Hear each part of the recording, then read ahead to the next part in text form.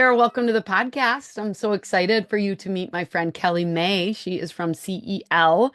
They do a lot of work with schools all across the country, and she is their design director. And today we are focusing on a checklist, 10 items for a branding checklist. And we're specifically talking about a checklist for social media. Obviously, your branding goes far beyond social media, but today we're going to focus on social media. So I really want you to listen in. It'd be great if you could grab a pen and paper because I think there's going to be some things that you're going to want to take action on. I couldn't agree more with all of the items that Kelly is going to walk us through and some things that you can work on. And I think definitely branding is more important than ever. We've got, school choice is a big thing with every school. And so we need to do a great job with our visual elements, with our consistency across all of our platforms, across all of social media and, email marketing and everything. Branding plays a key role. So it's coming up to the summer months. It might be time to take action, and you are going to be able to do that with the suggestions that Kelly shares with us today. Before we get started into this week's K-12 PR tip and all of the tips that Kelly's going to share, this is a special week. It is Teacher Appreciation Week, but on Friday, May 9th, it's actually School Communicator Day. It's a day to celebrate you. Okay. So if you are not being celebrated by others, you should celebrate yourself. And then you should jump on over to our Best of Social Media Awards. Yes, we every year on School Communicator Day, we give out our Golden Gribble Awards, and we've got some amazing social media awards. You can listen in live, get some great suggestions because with these winners, you may be a winner if you actually applied. But even if you're not, you're going to be a winner with some great ideas to put on your social media channels. And so we kind of break down what won, why it won, all of the things. You can join us live at noon Eastern on Friday, May 9th. You need to be on our newsletter list so that you get the login information. And so if you're not on that yet, check that out in the show notes. Get signed up. We give great free tips and tricks all the time, video tips, blogs, all of that for your social media. So join us on Friday, May 9th. Be there. Be there live. If you're live, you'll get to be the first to find out. And as always, we like to give away prizes, but only if you're there live. So make sure that you can jump on in and join us. Now let's get to this week's K-12 PR tip. All right, this week's K-12 PR tip, it's really important to monitor comments on your social media pages. And most of us are using Facebook and Instagram as kind of our primary channels. Hopefully you're using your Meta Business Suite app on your phone. Well, recently, you guys, the Meta Business Suite app changed a little bit. And when you go to your homepage, you can no longer see your comments on your posts, and so it's kind of a little bit frustrating. So there's two spots where you can see them. If you actually just go in to your homepage and you click in the white space right next to the likes and loves, it's actually going to open up the post, and then you're going to be able to see your comments. Okay. Another spot that you can always go to is in your inbox. In your inbox on either your mobile device or on your desktop, you can go in and see any new comments that have been made. And then you're going to be able to, like them if it's appropriate. You're going to be able to maybe, geez, we need to address this because it's kind of snarky or challenging, or maybe it even violates some of your commenting guidelines. But that's been a frustration because Meta's always changing. That's why we got to hang out all the time so that we can keep up with those things. But certainly, if you need to see those comments, you're just going to either click next to the likes and loves, or you're going to go to your inbox. Okay. Now let's get on to today's podcast with 10 amazing tips for your branding checklist. Let's go. Welcome to the show. Hey, Kelly May, how are you? Hi, I'm so good. How are you, Andrea? I'm really good. You're from Minnesota, right? Yes, yes. Okay. Born and So raised Minnesota girl. Yeah. okay, and I'm born and raised Wisconsin girl, so we've got two Midwesterners here. Yep. I'm very excited to welcome you to the show. We've kind of got a special episode today, special topic, but why don't you first just share your background and then your role as the design director for CEL marketing, PR, and design. Sure. So my background actually stems in branding too, which is a lot I know what we're going to be talking about today. So I'm excited about that. But branding is a big passion of mine, and so I'm have kind of been doing that throughout while I've been in the industry, this entire career. And then it also I have a background in accessibility too. And so accessibility is something that's really close to my heart, and also something that CEL really believes in, that it's, the right thing to do. And so whenever, as the design director at CEL, whenever we are creating brands or working with clients or doing any sort of graphic, we're always making sure that we're checking for accessibility, just because it's so important, to be inclusive and to make sure that we're um, making things that are just accessible for everyone to be able to use and interact with. So that's kind of my background, I guess. And then at CEL, as you mentioned, I'm the design director there.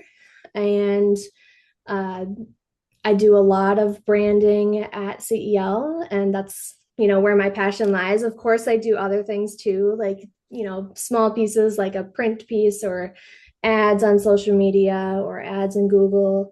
And so it kind of is a very large umbrella, but I think branding would be my kind of expertise at CEL. Okay. So your experience in branding and accessibility, did you go to school for like graphic design, or what was like your education like? Yeah, so my education, I graduated from Mankato. I have a BFA in graphic design, a secondary concentration in photography, which is something I still love to do too, and we do at CEL as well.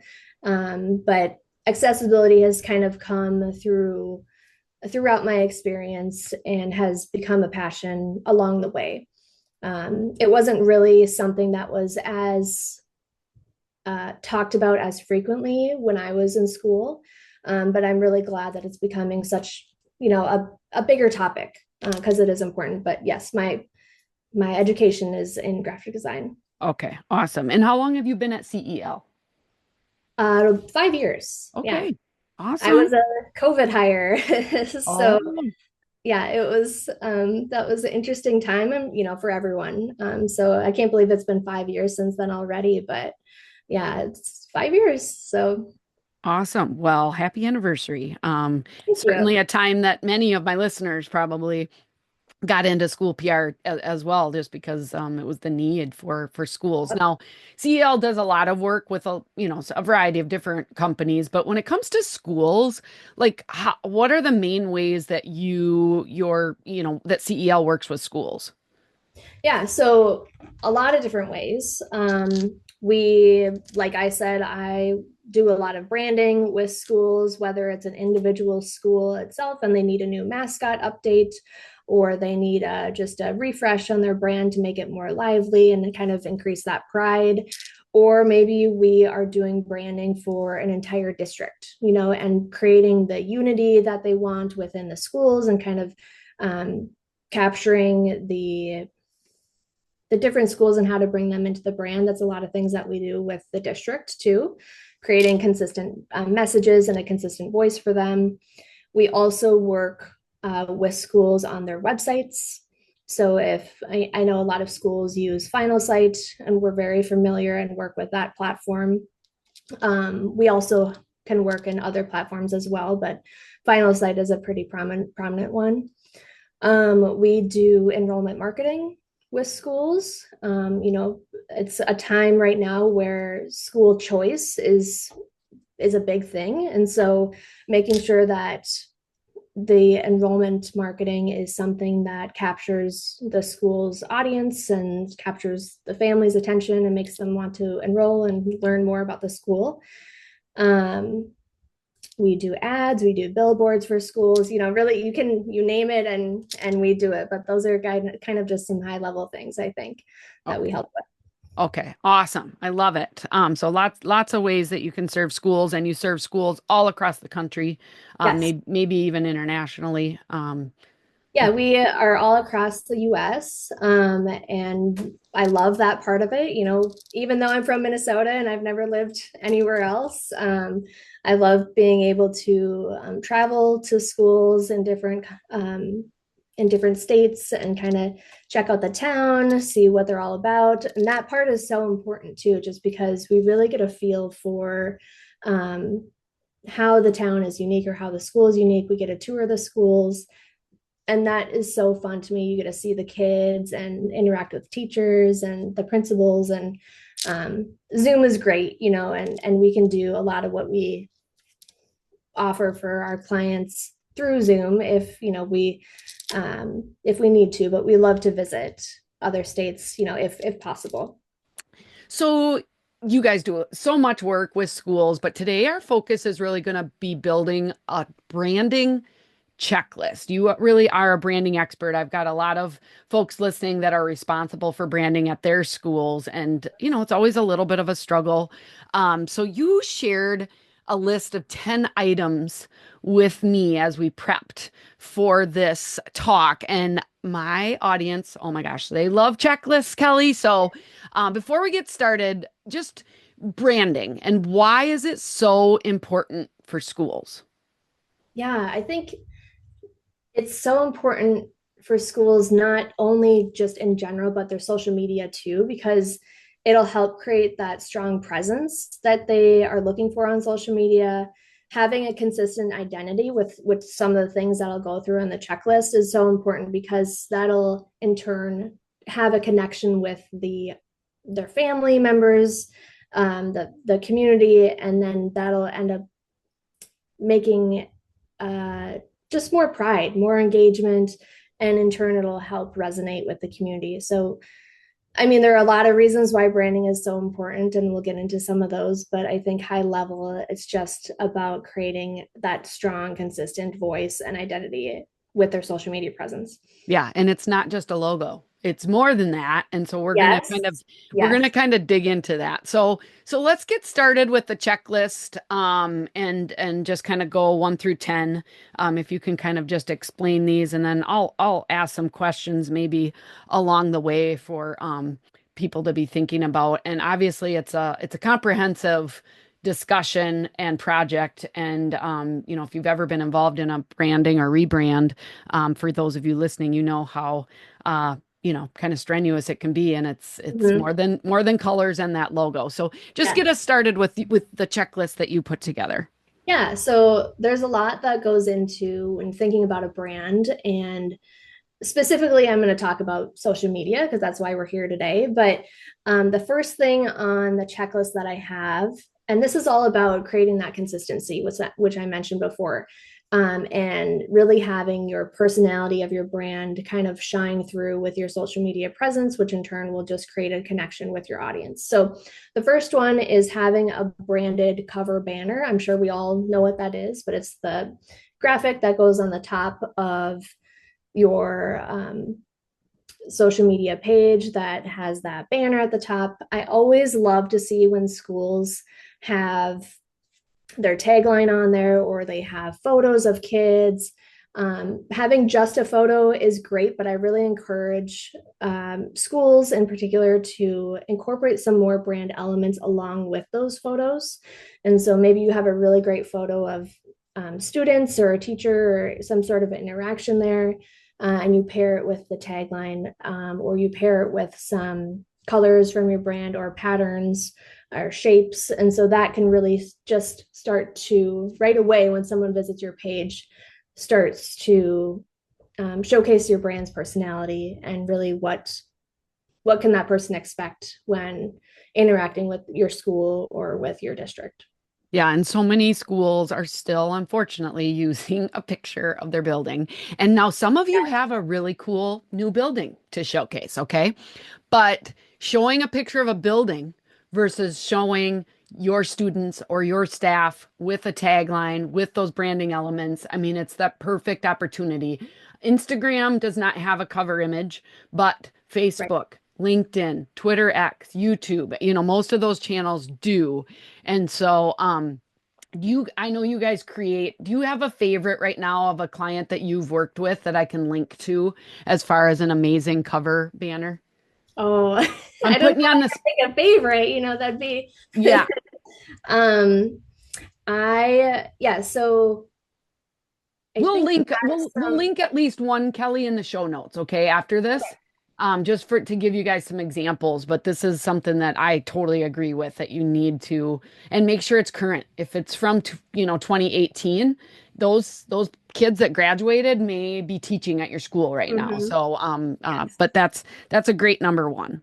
Yeah, and I'll look at Andrea, I'll look at our portfolio. Can You can see a lot of those assets that we've created and branding elements in our portfolio on CEL's website. Oh yeah. So I'll take a look at that and send over some examples after this. Okay, and I'll make sure to link to that portfolio, Kelly, because it really does a great job of incorporating, like you said, this conversation. We're kind of pointing towards social media because obviously it's the Mastering Social Media for Schools podcast, but your branding goes well beyond Yes. social media, and so in that you're going to see website examples and apps, and all of the things, newsletters, things that you guys have helped schools with. So that'll be a great reference.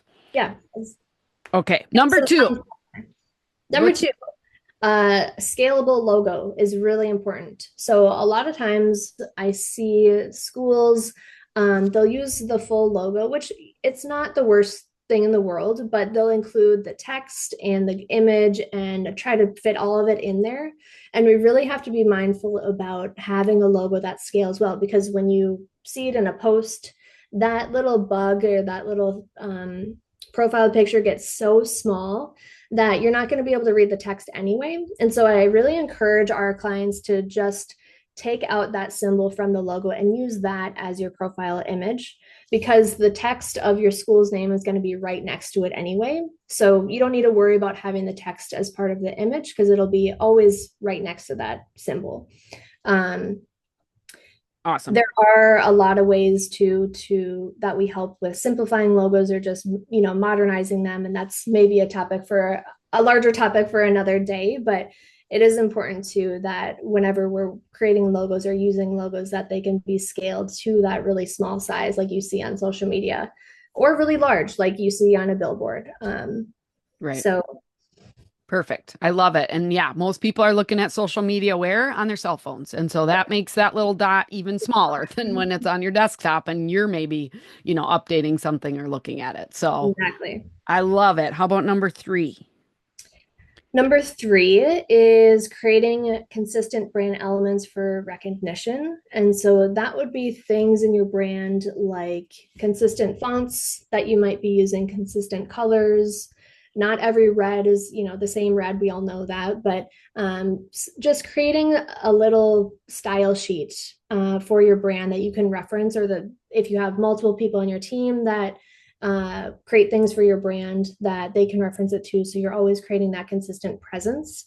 That'll in turn really build trust with your audience, and have that connection. I think sometimes we want to use like a fun curly cursive font, or something that is a little bit unique and out there, and that's okay once in a while. But I think consistency is just so important because it helps create that overall brand voice and that presence that's creates trust within your community.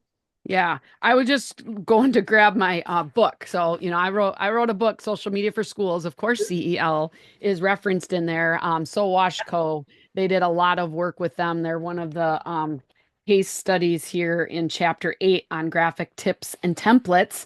And so I love that. And so Washco has several big high schools. Happens to be the district. I don't know if you know that, Kelly, but all my stepsons graduated from Woodbury High School. What Oh, I love it. one's still in high school. He's graduating this year. But anyway, so close to home. But the tagline and all of that, it's very helpful to have those colors, those fonts, so that it's, well used throughout the district. Exactly. Yes, you got it. Awesome. Okay, what's number four? Number four is setting up some social media templates that reflect your brand. And so Canva, is a great tool to be able to do this. And I know we love Canva. I don't have anything against Canva at all. But when we go, it's important to be able to use things in Canva that reflect your brand and they have that consistency. Again, I'm going to keep saying that word. What we do a lot of times, if we create a brand kit for social media for one of our clients, we would create that cover photo or some templates that you could use within Canva itself, that would just have that consistent elements within your brand that would showcase like the patterns, the fonts, the graphics, and maybe you start to tell stories within your social media, like weekly posts. Maybe you have a template for um, a student spotlight story or a staff spotlight story, and you can feature them maybe not once a week if that's too much, but once a month. Maybe people really like seeing stories of people, and really seeing that joy and pride come through the school.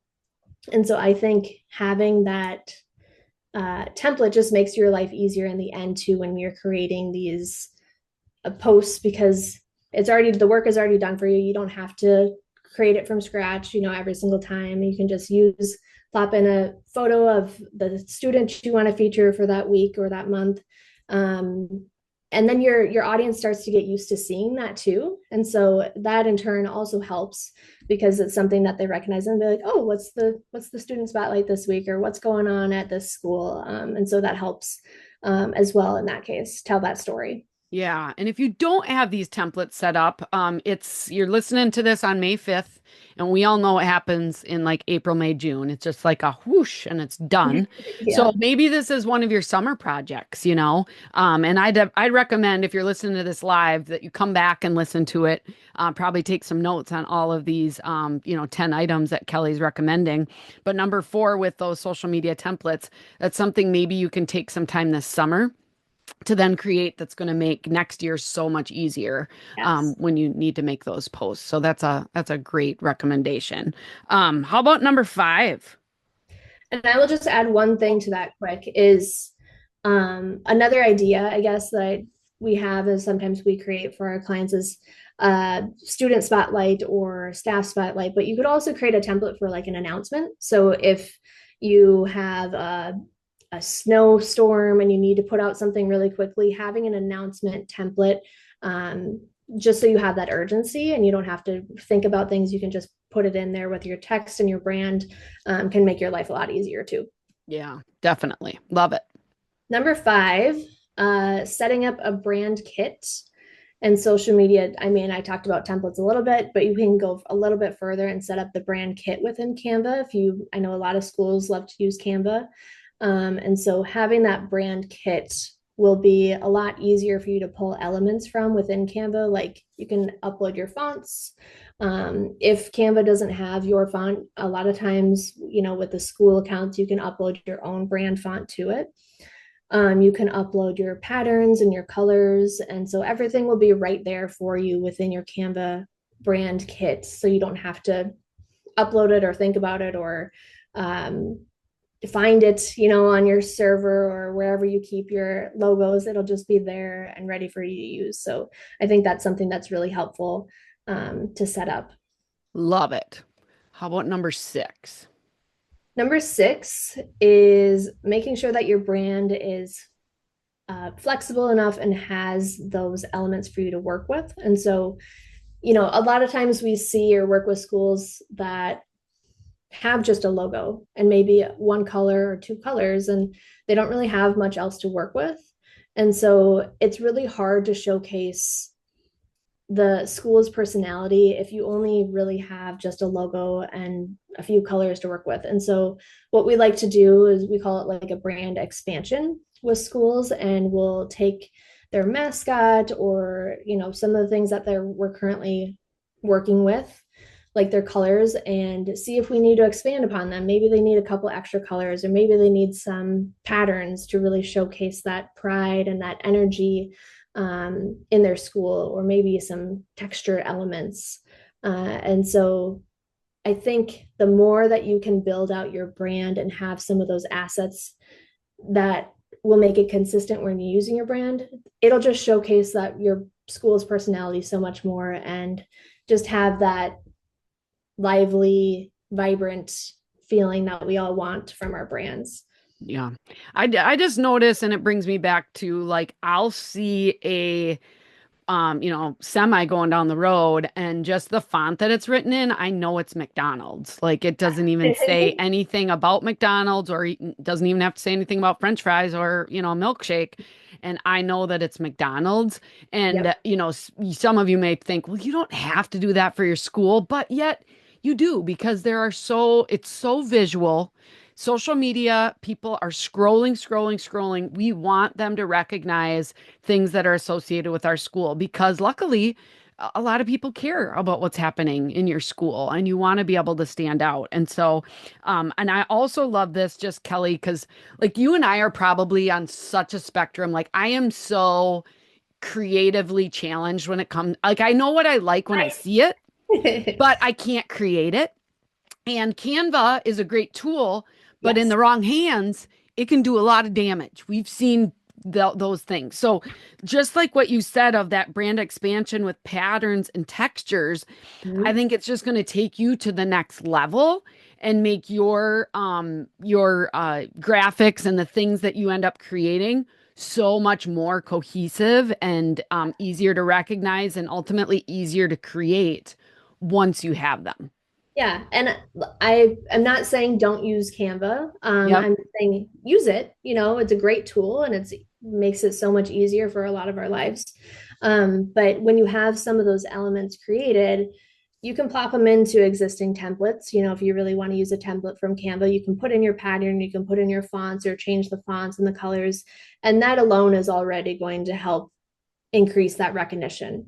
Yeah. People need time to be able to recognize your brand. If you do it one time, um, it it's not going to hit the same way. And so I think it's at least 7 times people need to see, that consistency in order for it to get across and tell that story. So that's why it's another reason why it's so important. Yeah. Okay. Speaking of the number seven, what is number seven on your list?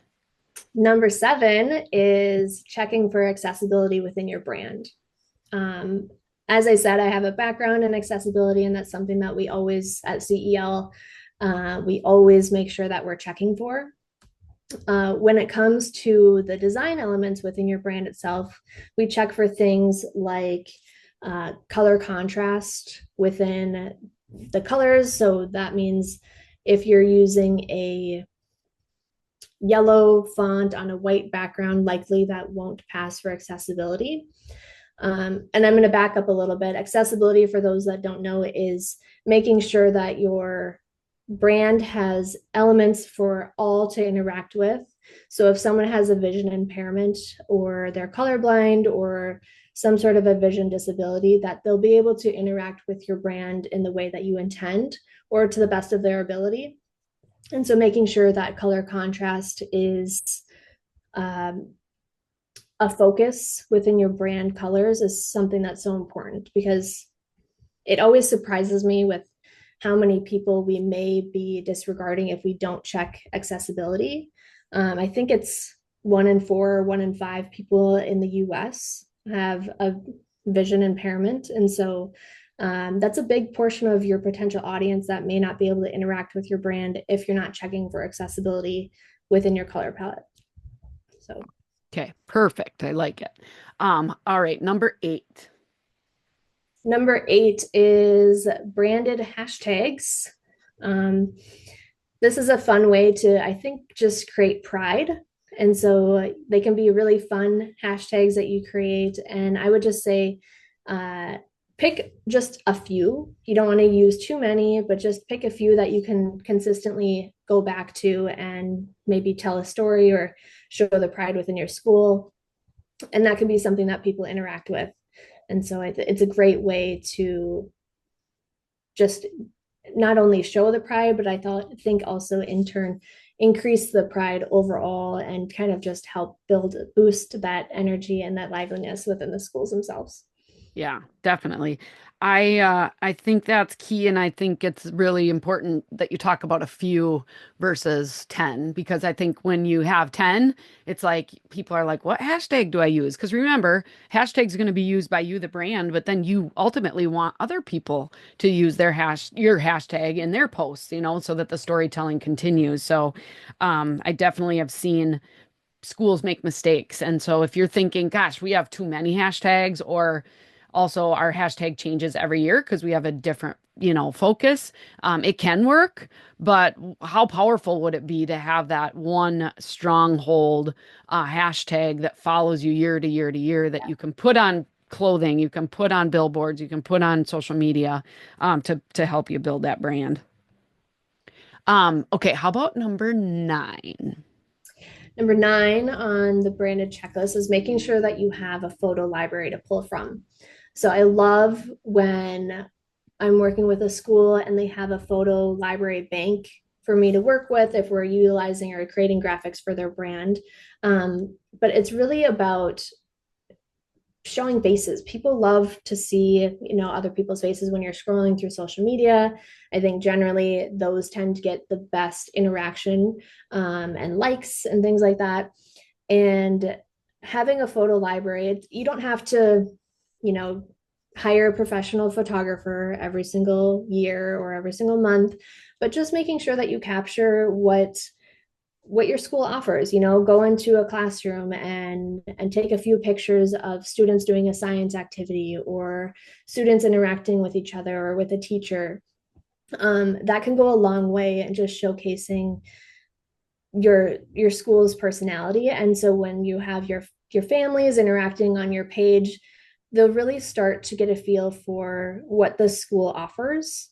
And it just creates that excitement and trust and that feeling of, yes, we are, obviously, but we're taking care of your kids and they're having fun and they're learning, and here are just some ways that they're doing that. And so I think photos are just a huge part of that storytelling within your school.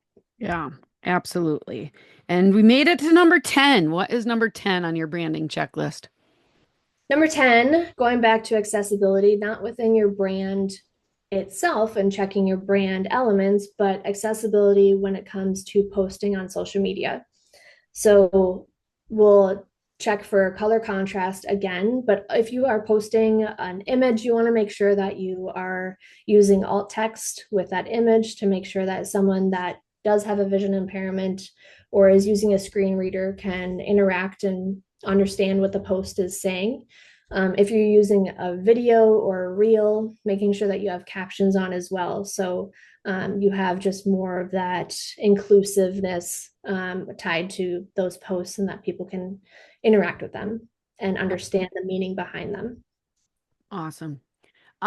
So perfect. We got our list of 10, and again, you can listen back. Branded cover, banner, a scalable logo, your consistent brand elements for recognition, brand social media templates, setting up a brand kit and social media templates in Canva, brand assets like your textures, colors, checking for accessibility in your brand visually, branded hashtags, photo library, and then also just that accessibility when it comes to posting on social media.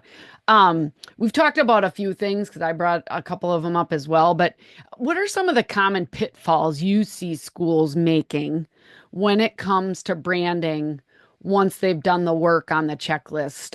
Even if they've done some of these things, are there still some common mistakes that you see schools making? Yeah, I would say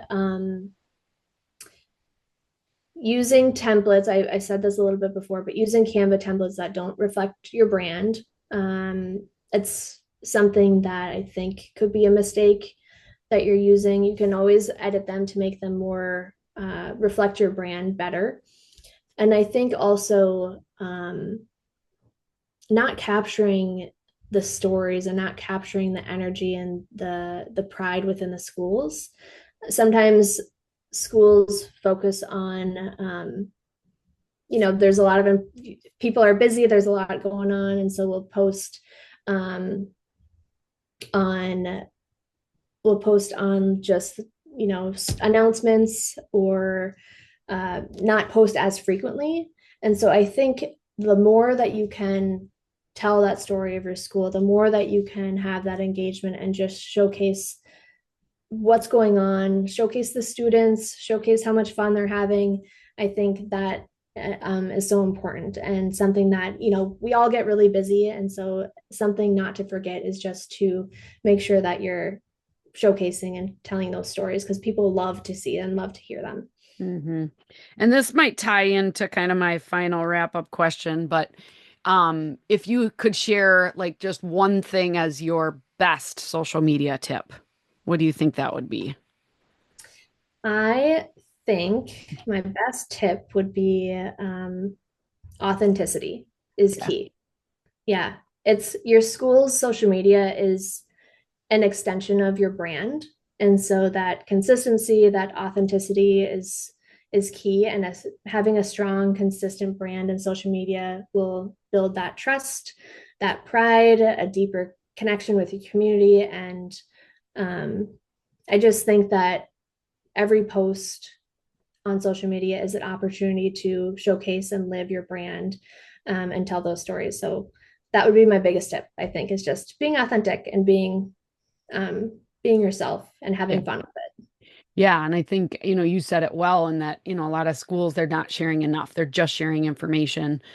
So maybe it's branded information, but Mhm. if we're not telling the story, showing those pictures, which is that authentic part, and also, in the way that you're captioning pictures and telling that story, it's going to build that consistent thread of who you are as a school district, how important students are to you, the staff that you have. It all tells a story, and so I love it. And CEL is has been here for years to support schools, and they will be into the future. Kelly, if anybody wants to stay connected to you, what would be Mhm. the best way? I know that you've got a little pause coming up to your service there. You're going to be gone a little bit, right? Yes, yes, I'm going on maternity leave here shortly, but there are many other amazing people at CEL that can help you. So don't feel like just because I may not be there that we can't help you. But I would encourage anyone who has questions or wants to learn more about some of the things that we talked about to reach out to us. There's a form on our website that you can fill out, and that'll go directly to one of us to be able to have that conversation with you, whatever it is. If it's just a question or if you have want to work on a project or you have a mascot refresh, we're happy to help um, and share those tips with you. So I would What's the encourage website? celpr.com. Okay. CELPR.com. And then could I also include your email address if people want to just ask you a question direct? Yes, yeah. So Okay. my email address is Kelly May at celpr.com. Okay, we'll make sure that's included in the show notes as well. Oh, this has been so good. This is great, you guys. This might be a re-listen once maybe school is done, just because I mean it's a checklist that you can probably tackle over the summer. Mm-hmm. And some of these might be pretty easy to check off. What I think is good is it's always a good time to review this kind of stuff because if you did a rebrand 10 years ago, there may be some things that you've struggled with a little bit. Certainly things as you talked that I know I need to up my game on. So I really appreciate you sharing your expertise with us today, Kelly. Yeah, I'm happy to help. I'm so thankful that we had the chance to do this, and thanks, Andrea, for having me on. It was really fun. So, Yes, and can't recommend CEL enough. So head on over to celpr.com. We'll be back next week with another fabulous guest and some tips to share with you. And until then, keep telling those authentic stories. Bye, mhm. Kelly. Bye.